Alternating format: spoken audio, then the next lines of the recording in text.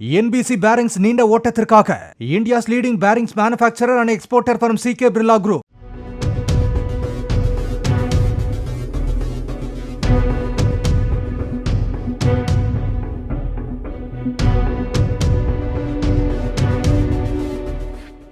சென்னை ஓட்டேரியில் ஆயுதங்களுடன் பதுங்கியிருந்ததாக பால் பிரவீன் என்ற ரவுடியும் அவரது கூட்டாளிகள் அஜய், பாட்டில் பிரபா, ஜகா என்கிற தமிழ்ச்செல்வன் ஆகியோரையும் அதிதீவிர குற்ற தடுப்பு பிரிவு போலீசார் சுற்றி வளைத்து பிடித்தனர்.